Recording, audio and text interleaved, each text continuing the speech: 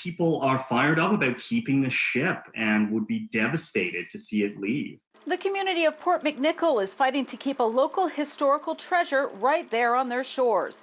The SS Keewatin has been linked to the community for well over 100 years. It was built in 1907 in Scotland. It sailed under its own steam to Quebec, was taken in half, towed through the old Welland Canal, delivered to Buffalo. It was re-riveted, and from 1907 to 1965, it ran under its own steam. It ran out of Port McNicoll from 1912 to 1965. Having now become a museum, the ship was built in Edwardian tradition and is comparable to the Titanic.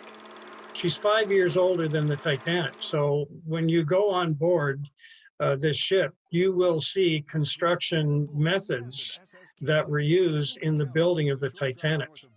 When you go down below, granted, our engine is much smaller than the Titanic's, but you are looking at a steam engine that is in the very same model as what the Titanic would have been. After a short stay in the States, when new owners purchased the Keewatin, she eventually did make her way back home to Port McNicoll in a fight to keep her from the scrapyards, thanks to the efforts and now continued stewardship of volunteers. With the support and tens of thousands of volunteer hours restoring it to how she looks today. That's why she made it back here. And historically, it's where she belongs.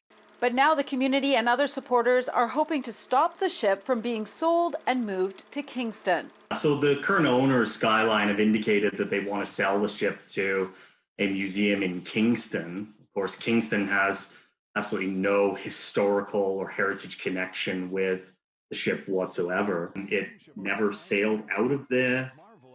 It never sailed really on the lower Great Lakes as a passenger liner. So the historical connection simply isn't there. For us, it's immensely important, and it's a treasured piece not only of Canadian history, but of local history as well. And the residents of this community would be absolutely devastated to see this leave, the ship leave.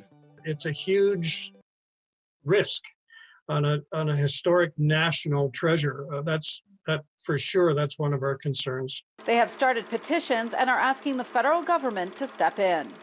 What we're asking for the Keep Keewatin Home campaign is for the Minister of Canadian Heritage to commit to keeping the Keewatin in Port McNicoll, and any investments that they're planning on giving to the museum in Kingston to forward on to us. Don't have to lose it.